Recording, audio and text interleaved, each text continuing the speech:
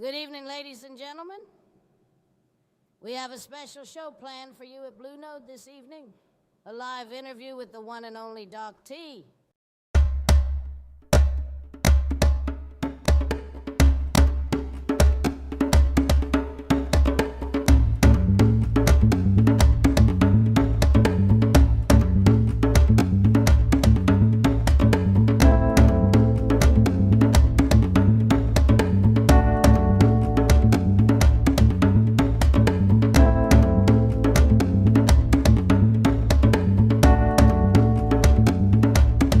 What is up, everybody?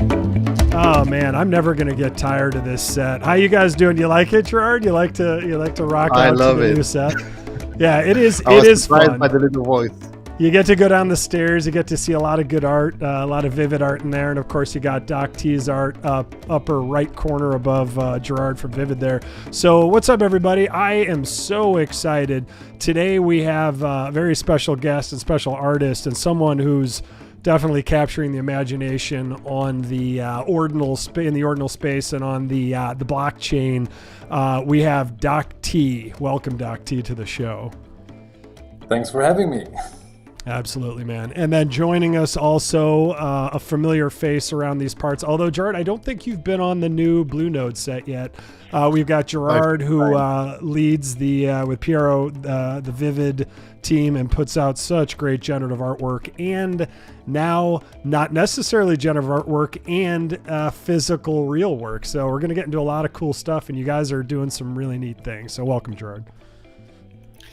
Thank you so much. I have to say that I'm amazed by your set. Super cool. I really feel your personality here, and I'm happy that you include some vivid artworks in the intro. Super cool. Well, of course I'm going to include vivid artworks. I think I have them all, so I got it. You always got to include your bags now, but I love it. I love you guys, and I love supporting what Vivid's doing, because I think you're on the cutting edge of not only generative art, but just art in general. And you work with some of the coolest artists, and, being art lover and art collector, and being the son of a mom who used to give art lectures for 40 years, you and people like Stephen Miller make my life a lot easier for finding the best artists, curating and working with them, and having some of the best coders around to make sure that the collection is just super awesome. So welcome, guys. Thank you. All right, well, let's jump right in. So DocT, you and I have not met before. I can't help but notice you're wearing a helmet. We said you're just like, what's his name from Halo? Master Sergeant? Master Chief. Master Chief. I also get a lot of Daft Punk references these days, so yeah, it's something in between. You do have the accent too. Are you a big Daft Punk fan? I love Daft Punk. In my younger days, that was kind of my jam, yeah. Okay, cool. Me too. Well, welcome to the show. So I know you're obviously anonymous. How long is the DocT persona? When did you start creating art as DocT? Well, it kind of began when pretty much I joined the space. It was something that happened right off from the beginning. I was tinkering around, working with, discovering some of these AI tools, which kind of brought me back to looking into creating art, actually. And one of the very, very first outputs I made was a gentleman with this amorph black kind of head and a yellow suit. And I wore that as my profile picture on X for quite a while. And then I started creating, I started sharing, suddenly people started reaching out, asking if they could actually acquire and collect my work, which somehow happened. And then over the course of some time, when you have your first video appearances and interviews, things like that, you start thinking about, well, how do I appear on the screen? So kind of translating this AI-generated image, which served me well as a profile picture, I just basically got together what I still had. I still had this yellow jacket lying around from a costume party, actually. Still fits nicely. Me that helmet. to solve the vision problem. It all started out like my very first interviews with Join and others. It was still like a bodysuit, a black one, which impaired vision quite considerably. So now I went for the huge sunglass sort of solution, which does work much better. I can actually see you while I'm talking to you, which has been a great improvement. Yeah, that is nice. And I will say, for what I was worried about with Gerard before, I'm like, is he gonna be on a video? He's like, yeah. I'm like, is this audio any good? He's like, yeah, it's good. So I assume that helmet, I assume, is state of the art technology from Iron Man's personal lab, and the microphone is fully embedded into the very high tech helmet infrastructure. Something along these lines. I have my little display inside showing me all the relevant cross references I'd like to point out to today. Your Meta Glasses HUD of all of us, like how much debt I'm in and who I owe money to. Profile complete. Shit.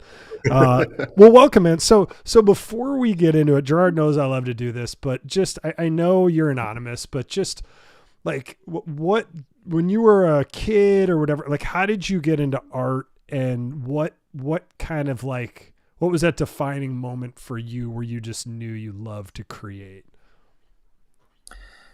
Well, I'd say in my family, art has always played quite a role. My grandfather was a sort of semi-professional painter. My mother studied arts at university, later became a teacher, but also had a fair share of creating and having our local small exhibitions and all of that. So the emphasis on making sure that her children get a kind of decent art education, that was always there. In terms of creating by myself, that really started in my teenage years. So I'm a tad older. So back in the day, my heroes were King Robo and Banksy, and all of that was kind of happening. And I got together in the little town I'm from. I'm based in Germany, with a little crew of people, and we just started, tagging walls and creating murals and just experimenting with these sort of things. And it was all exciting, and the nights were very short, and our backpack was constantly loaded with spray cans, and our fingers were constantly kind of splattered in spray paint. But that's sort of how it all began. And having been sort of semi-dragged through all these museums and fine art galleries as a quite young person, I sort of enjoyed the street art scene quite a bit, because it was out there, it was in the open, there was no door you had to walk through, it was all accessible, it was creating in public. We always tried not to do too much damage, so we had some principles in there. We didn't want to cover the old lady's mansion or something like that. So we were more on the kind of train side of things, or bridges, these sort of stuff. So street art was your own personal rebellion, but not too much rebellion. It was like you're still a good citizen. You're not the blokes from Clockwork Orange. You're more of a refined appreciation of art rebellion.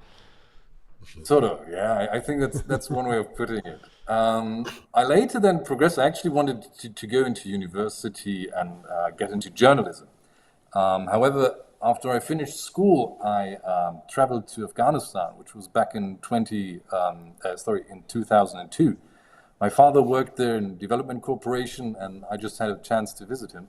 And whilst I was there, I got into contact with a lot of medical relief workers from, Doctors Without Borders and things like that. And I said, well, maybe journalism and writing about things isn't really going to cut it for me anymore. I want to play a more active role in that sort of field. So I returned back to Germany, enrolled in medical studies. Now, the interesting thing about Germany is university is practically free. We pay like 40 euro or something in admission fees or something at some point. And I had the chance, I studied in Heidelberg, and we have a pretty renowned art history faculty as well. So I was able to kind of follow that along in parallel to my medical studies. That didn't result in any kind of diploma whatsoever, but I really enjoyed that and learned a lot, and really found that quite an enrichment to the more, natural science side of things I was dealing with in my medical studies. And then, life progressed. I finished university, I finished my specialization, and then kind of ended up working in conflict and health. So I was sent to Pakistan, where I worked in the border region between Pakistan and Afghanistan for several years. Then later moved on to Iraq and the northern region of Iraq. And that was a time when I kind of started picking up the camera. It was something I always liked to do, but in that kind of context, it just felt important to do it. And I think that might have been the first time I actually used some kind of capturing something visual to sort of process what was going on, around me in these not very easy circumstances. And then, time passed again. I returned back to Germany. I had kids that were born, so I kind of had to end this more adventurous lifestyle. And then back in 2021, 2022, when again these first AI tools popped up, which out of pure technical interest I found very, very interesting, I sort of tapped back into the art and moving more into the creation part of it, which again, at that time I was sort of in the midst of still working at university. My specialization is newborn and intensive care. So one of those positions where you don't really see the sunlight all day and you work in shifts and really deal with the critical ill children there. And during that time, I again found that very, very helpful as a kind of means to externalize and sort of store away some of the things that otherwise might have bothered me. And from there on, I kind of progressed into that. I worked extensively with all sorts of AI tools, trained my own models, had my collections, and then, this space operates in this weird way where one thing always leads to the other, which probably isn't so different from the real world. So Foundation reached out, we had a collab drop. I did something with Decker, and with Maker's Place, then again with Foundation, and things kind of evolved. And I found a kind of visual language I like to express myself in. The Oh Look It's Us series is sort of where I was coming from. I framed that style neo-expressionist or anthropological neo-expressionism, if you like. So on the one hand, the study of human interrelations and the things I had observed and how I interpreted them in the world around me, but then sort of putting it out there in this more figurative neo-expressionist sort of style. And that was what I have been doing and what I greatly enjoyed doing and actually still enjoy doing. It's more of a collage process that's behind all of these pieces you see there. And then last year, I sort of got dragged into this fully on-chain art movement. You saw OCM posting things. Some of my artist peers were recommending looking into it, and I did so. And that sort of led to me now really primarily working on fully on-chain projects, because I've sort of fully embraced the concept behind that, fully aware that not everything I had done previously or might do in the future is suitable for fully on-chain art. Right. But this is where my interest currently lies. Yeah. Is Oh Look It's Us, is that fully on chain, or no, that's kind of that's when you started doing ETH or art on a blockchain, but it wasn't fully on chain yet? Precisely. And what you see there is actually one of the reasons I struggled quite considerably to make the move to go fully on chain. Because if you approach it at the beginning, and I think many artists might feel the same, you think, all right, I'll just need to figure out how to compress my work to a decent enough and a small enough file size, and then on chain it is. And you realize quite quickly that just doesn't work at all. You end up with images that are blurry and not really enjoyable to look at. They lose everything. Right. And that was a time when I was introduced to the compressionism movement. So not only compressing file sizes, but really taking away, distilling things down to their core, also on the conceptual level, if you like, combining that with technical options for compressing file size. But ultimately, what that meant was you have to think about that you're about to create something on a very specific medium. So it's, for me, really medium-specific art.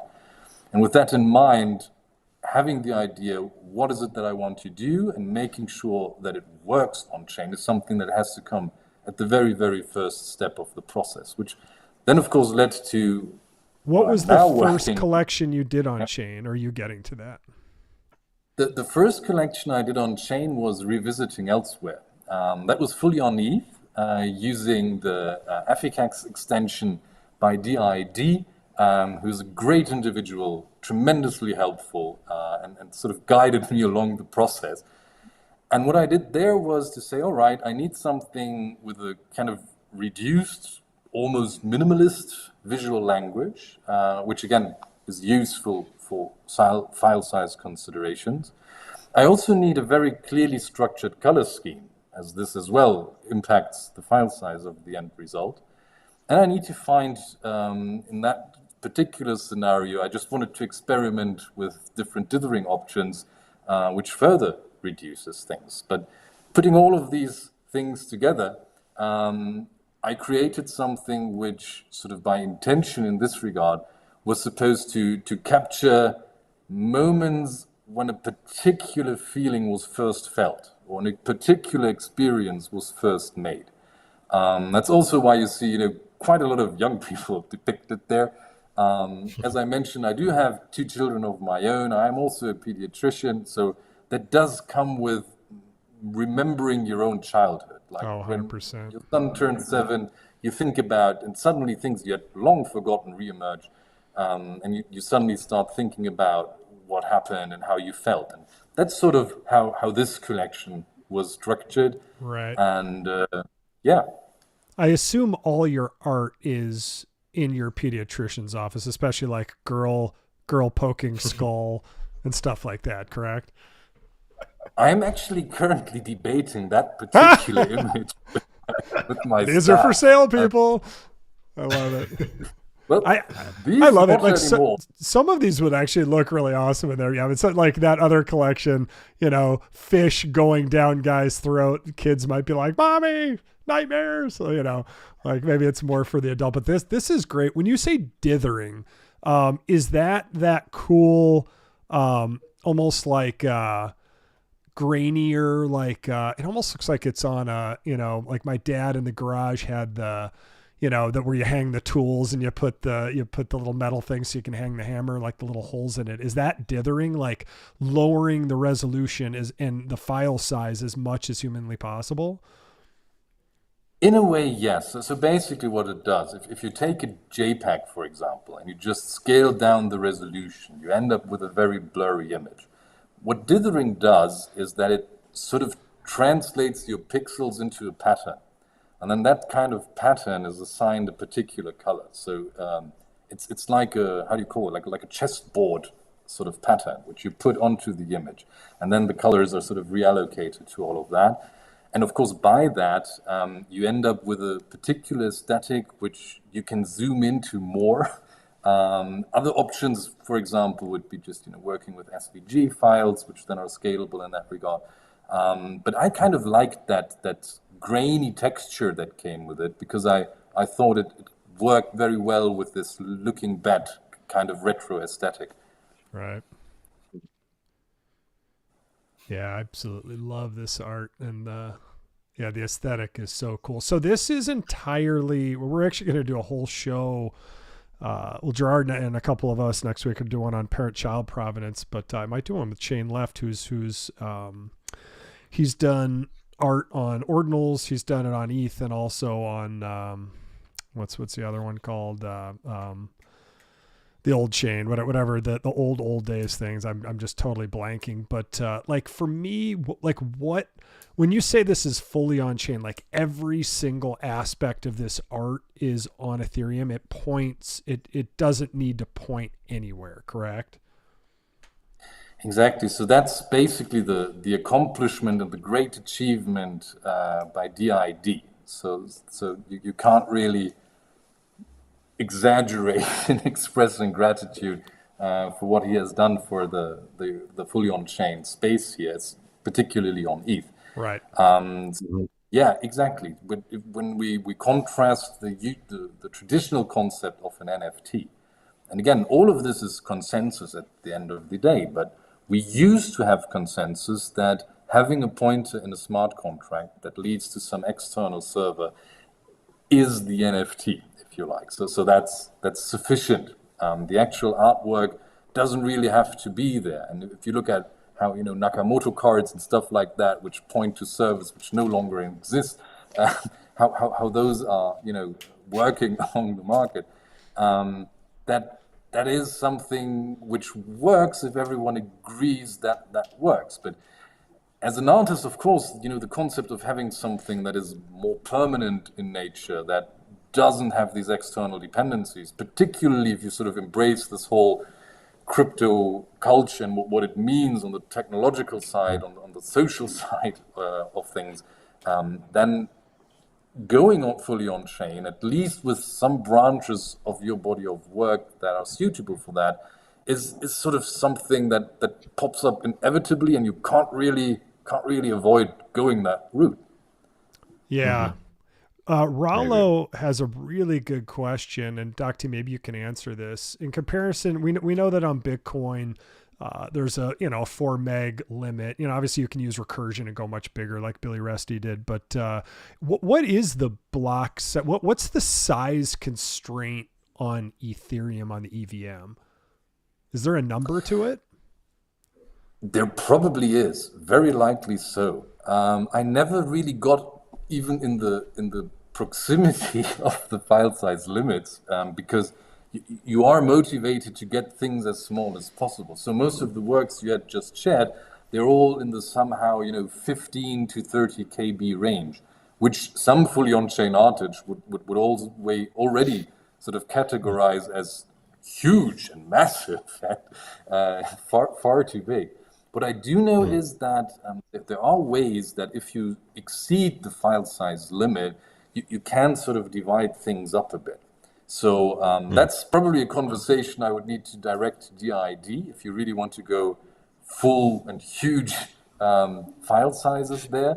I would always ask the question, whatever you try to put fully on chain, try to do it in the way that you don't really reach these fully these boundaries of what is possible, because then you're not really approaching it from this compressionist perspective, and I think that should be a part of it.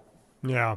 So Oily is telling us approximately 130, another great artist, by the way, 130 to 140 KB in one transaction. And what did you say the size of this collection is, the Revisiting Elsewhere? So these are like 15 to 30 per piece. Wow. So they're just teeny. Yeah.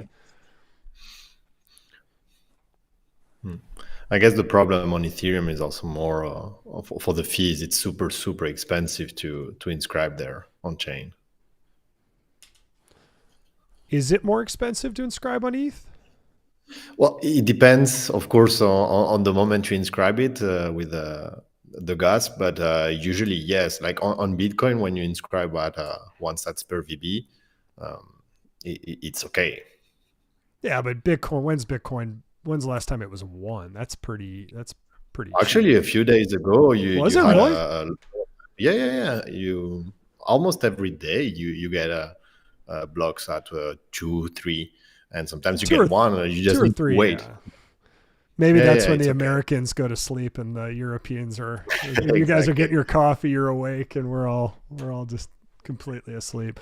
No, this is incredible. I mean, I love the collection. Before we get into, because I want to spend a lot of time on your newest collection on ordinals, is there anything else you want to kind of show from your history that kind of led you to working with Vivid, working with ordinals, and bring in your I believe this is your first collection to ordinals on chain? Yes, so it is my debut actually. And I'm very, very grateful that Vivid is jumping into this with me. I mean, Vivid is kind of an institution, right? Particularly when it comes to generative art on Bitcoin.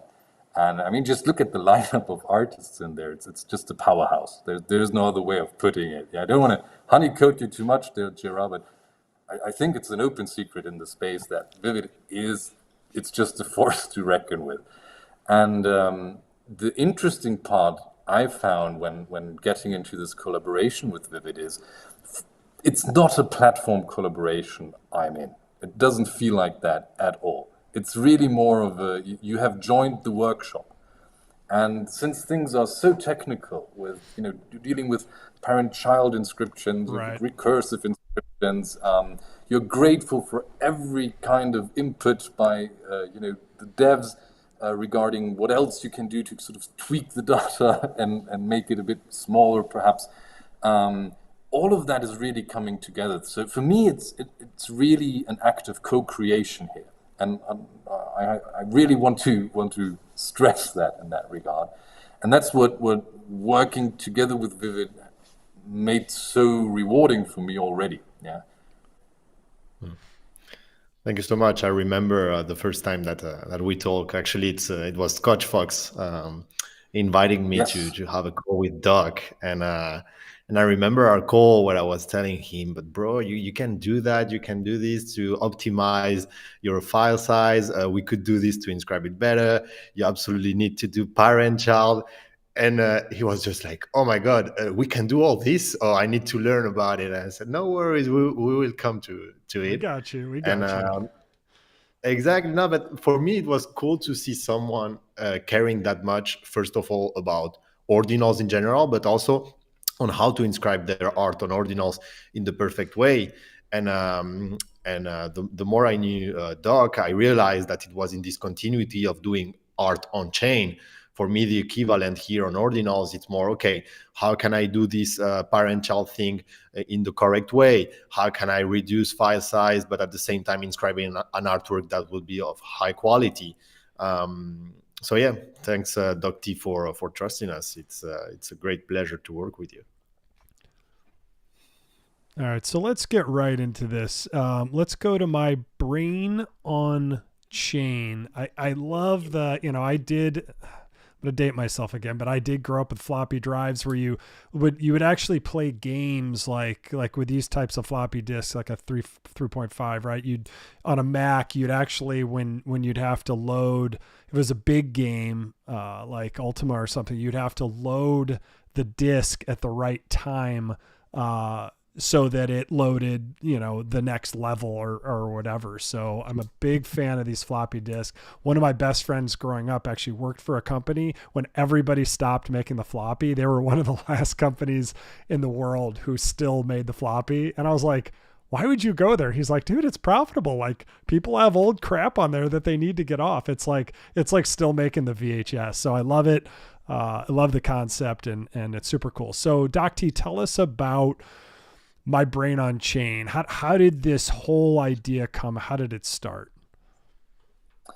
So it all started pretty much 1 year ago to the day, to be honest, which I think, again, is a repetitive theme across the ordinal space. Collections take longer.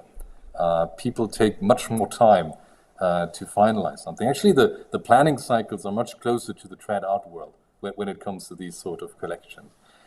Now, the idea behind that was, as I mentioned previously, when you decide to work fully on chain, knowing that what you want to create will live on chain is sort of at the starting point. You then sort of have to decide, and that's a decision I constantly have to make with my work. Is it more something in terms of abstraction? Is it more something in terms of conceptual work? And I kind of sometimes jump between those two general directions, if you like.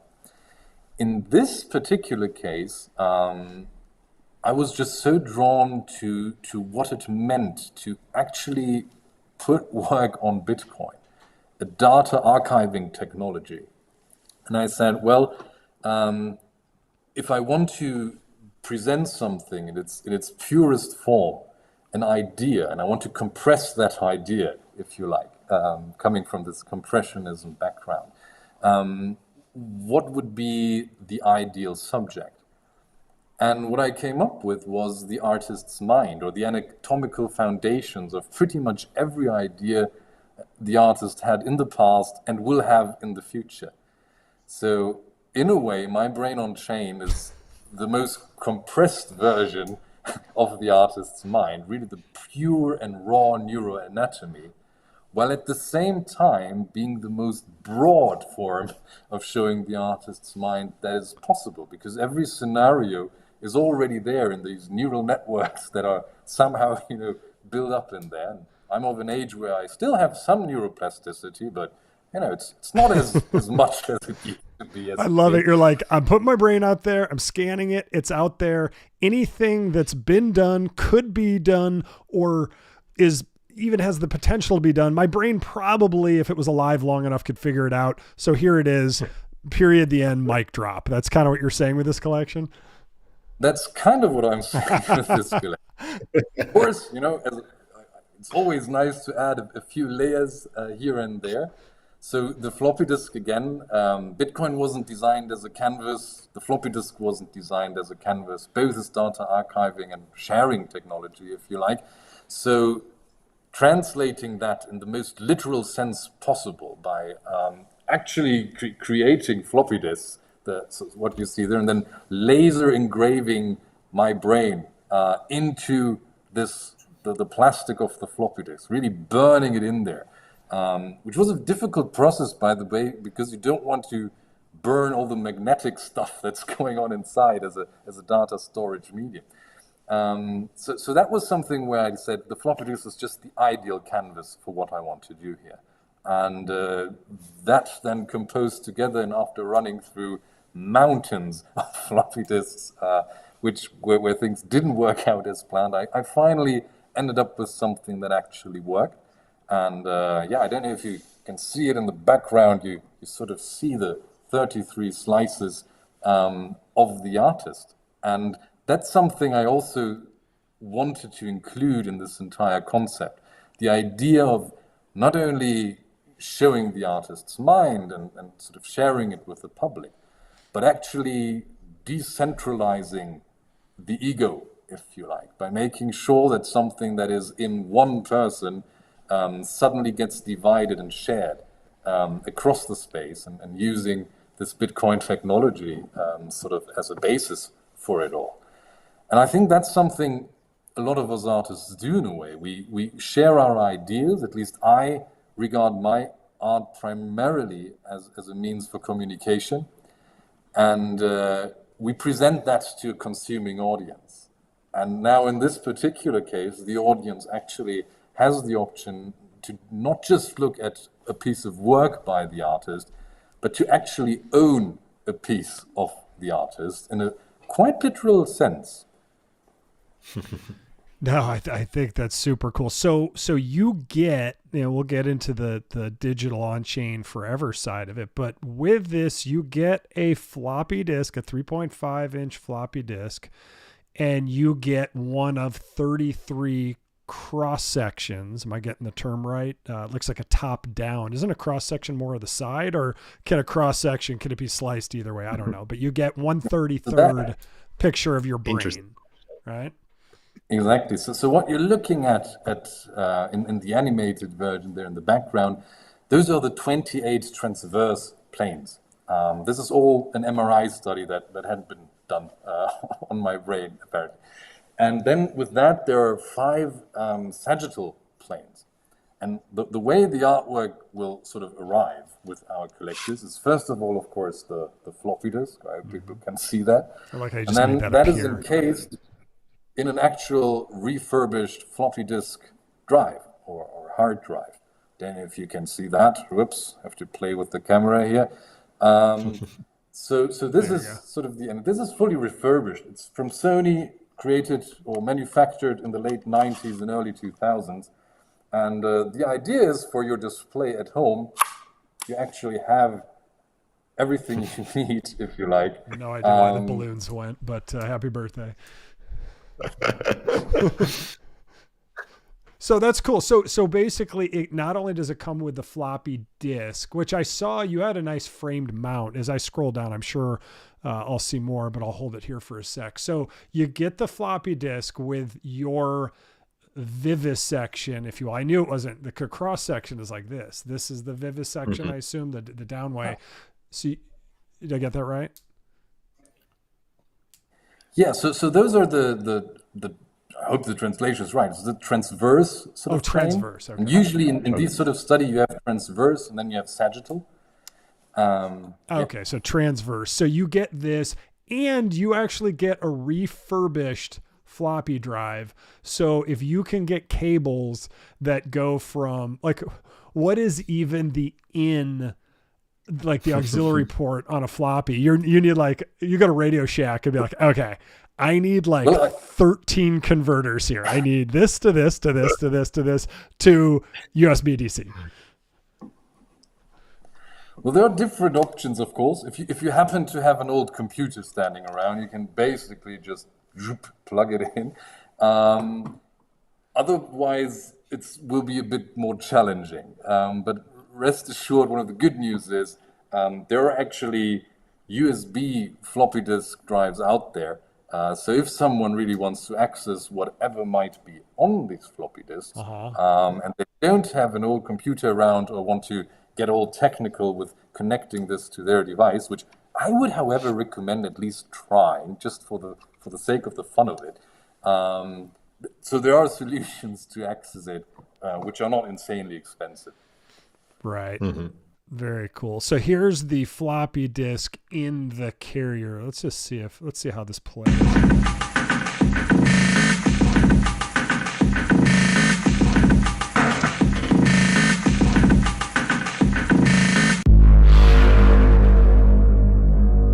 love it. Love it. Very minimalistic. So here we go. So my Brain on Chain by DocT, there is 33 of them. I see you are near a farm, which is nice. I love the contrast of the cow. He's like, dude, I want one. Super cool. So you've got the full on chain. So let's go. Where should we go now, Gerard? Should we go the on chain route and talk about kind of on chain? I think there are some very interesting points to analyze here. First of all, I also love the picture with the cow.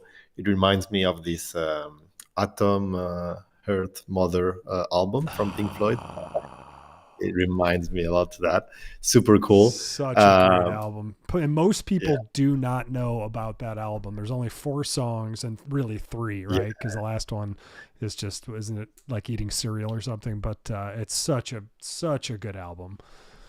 Yeah, I love it. And actually, it makes sense also when I thought about it with all these this collection. You know, when I started working on the webpage, I loved just how I was building it, because I was feeling I was feeling something completely different from when I'm building a generative art collection page. Here it was more talking about the concept and all this branding that DocT has put together for all these years was really visible in that webpage. So it was really cool. And yeah, there are 3 elements that I kind of want to talk about, because there are most important parts for me for this collection. First of all, of course, this idea of inscribing the complete brain on chain. But for me, what also was super cool is this duality between the blockchain and the floppy disk. We always talk about blockchain as a canvas, and on Bitcoin from now, we have seen a lot of generative artists working with this, with recursion endpoints, connecting it to Bitcoin. But here it's completely different. And that's why I'm amazed about this collection. And I think there is this huge potential of conceptual art on chain that kind of sense started with this wonderful collection. And now DocT is proposing something new here and say, okay, guys, we can use blockchain as a canvas in a complete different way. And for us, it's very special because it's our first conceptual art collection that also comes with a physical part. And I thought that here it really made sense because of this connection. You are getting something completely like that today nobody uses as a floppy disk, the same time that you're inscribing something that nobody would have thought to inscribing it on Bitcoin. It's such a great idea. Yeah, it is a great idea. I'm just curious, Doc T, did when you did the whole MRI, did any other doctors, or did you look at your brain and be like, oh dear, or is it a vibrant, healthy brain? Like, can you tell someone has had the experience you've had being a doctor and being super smart? Does that brain reflect on the 33 pieces? Well, the indication for the MRI, I might not go into too much detail there. That was a bit, how shall I put it, unsettling. But fortunately enough, the outcome was decent enough and okay. So overall, it's an intact brain. Yeah, you can assume its functionality. Yeah, no, nice, very nice. So yeah, I mean the branding is great. I mean, are your friends like the artists? It sounds like a bunch of you got together. You spray painted, like, you still live in your home country. It sounds like you've come kind of back in your home. Are your friends like, how did you create this persona? Like, do they know who you are behind the mask, or even from them you kind of keep it separate? Well, I think in this space, including my very, very close sort of acquaintances, I think it's probably 7 or 8 people to whom I've sort of doxed. Gerard being one of them, by the way. Apart from that, in sort of my non-digital art sort of sphere, some people do know what I'm doing during the nights, because again, I'm working full time all day in a quite challenging profession. Yeah. Some of them know and follow along. Yeah. So, but they know, most of them know me for really decades now, or several years. So, I think the main feedback there is that the difference between sort of Doc T and Dr. T isn't that tremendously big. Those two personas are quite aligned in terms of what they stand for, what they believe in, the convictions they carry. So it's not really an act, if you like, but it is, of course, a play on our Anon culture within this space, which just opens up some other forms of visual communication. Of course, also branding. I think that can be said very openly here. But it again helps to reduce things to a very particular style. And right. Yellow has been sort of my core color, if you like, which really is the yellow thread, if you like, that spans through all of my works. Primarily because I think it's just such a wonderfully ambiguous color. It can mean anything from jealousy to warmth to poison to a sunny day on the meadow. So that's sort of this very contrasting meaning, which I like, because I also like to look into very contrasting themes within the body of my work. Would you say that the Anon in this case, especially, like you said, you have a very challenging job. Does it allow you just to almost like loosen up, free up? And I mean, is it almost like a superhero suit where you just get to create? Again, I think if I would have taken another route, I probably would create pretty much the same work. The way I look at it now with my brain on chain out there is that I am the most doxed person in the entire space. There's literally no one else where you look into the head and actually see their anatomy at full display and without any, makeup or costume of any sort. So I think with my brain on chain now, sort of being out there in the world, I do consider myself fully doxed. Yeah, no, I love that. We all, like when I go to the airport now and, first me and my family to get through the line quicker did the one where you go in separately and you have to get cleared for TSA pre-check. But then they came out with Clear where they scan your eyeballs, kind of like Sam Altman wanted to do with WorldCoin, which to that I say, maybe I'll buy it on secondary. I don't need you to scan my eyeballs, but you're saying, dude, I'm fully doxed. They beyond my eyeballs. They've got those and the entire cross section. I keep using cross section because I'm not a doctor, but I know it's not what it is. But they have the full slice and 32 pieces of my brain. I love it, man. Is this the same helmet as the one you're wearing now? Or is this the darker? Yeah. Okay, so it's just the lighting. I thought this was like the darker, like the sunglasses helmet, and you're wearing currently the lighter shaded indoor helmet with microphone attachment from Stark Industries. How can people? I know right now it's still kind of on pretty select pre-sale. There's only 33 of these. My gosh, do I definitely want one. So it's a 33 piece limited edition. What I love about that is, on Ordinals, it obviously costs money to inscribe. Like you said, it takes a little more time and thought to inscribe on the Ordinals chain. There's a lot of people like Gerard and Piero and Vivid who are super helpful and demystifying it and, getting your art out there and doing it right. And obviously your branding is incredible. So how do people, if they're interested, how do they get involved and how would they reach out to you to get one of these 33 very limited edition pieces? Well, first of all, I also wanted to note that we live in an incredible era where we can collect conceptual art, and it's amazing because we have this evolution where now people not only can get this physical part, but also get an ordinal that has a slice of the artist, literally. So that's super cool.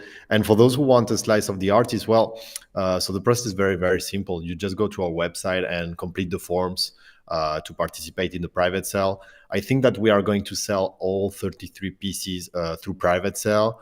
We have already around 10 pieces sold and 15 more reserved. So there are not that many left. Oh, wow. Yeah. Yeah, and it has only been a few days. And actually, I wanted to thank DocT's because some of his collectors coming from Ethereum are just great people. I was just talking to them these last few days, and I'm so happy to welcome very, very good collectors that start being interested in ordinals, and it's super cool because they are super curious. They want to learn about parent-child, about how this is built on chain. So yeah, just complete the forms like you are doing here, and we will contact you, or you can just open a ticket on our Discord servers, and we will be happy to talk with you. Very cool. This is amazing, guys. And you know what I love about what you do at Vivid too? The just the whole especially for these smaller collections, like the whole onboarding process. I've always loved that you're like, hey, here's the artist. You're not like, hey, fill out your information and we'll get a hold of you. It's just like, do you understand what you're getting? It's super cool. It's also a filter for me, seriously, because when I see some people saying, oh yeah, but I don't want to complete a 30 seconds form. Well, are you really interested in collecting that piece? Not really. And for such collections like this one, only 33 pieces, and we're talking about DocT's brain, so we want to give them to good collectors and to people that care, to people that understood what we are doing here. So yeah, that's why we are doing this, and for me, it's such an important part of the process that I want to continue doing that way, even if I know that for big collections, it's very difficult. Yeah, I mean, this is absolutely incredible. So go to vivid.gallery, guys. Check all this out, and you can always reach out to DocT. It's at DOCT_. ___. There's 3 of them. You'll find him if you just put in Doc T. He's very findable on X. And then Gerard, of course, at Vivid Ordinals. Guys, thank you both for being on the show. I just have a couple of announcements before we go, but this is great. I definitely want one. And Gerard knows every time anyone comes on this show, I'm like, I want it. I want to buy this. Hold on, save me one. So next Tuesday, Gerard, me, and Gerard, how do I pronounce it? Exulo? How do you... I actually don't know. I want to ask him.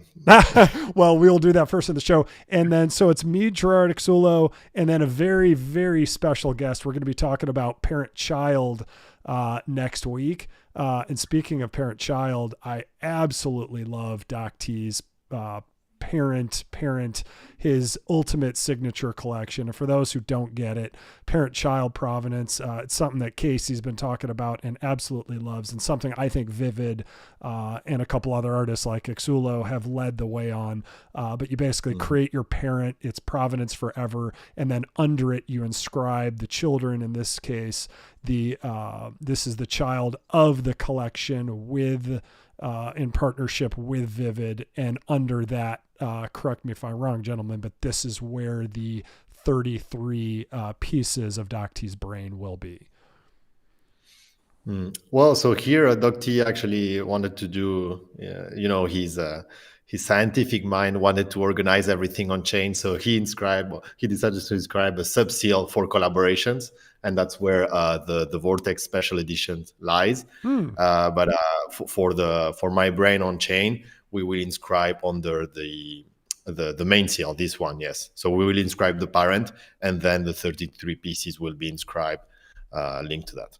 Oh, I love it. So very nice. And I just love that you have all those choices. But again, next Tuesday at 3 p.m. Central, we're going to do that show. And like I said, we're going to have a very special guest. If you are still listening, do tune into that, because I think you're going to be blown away.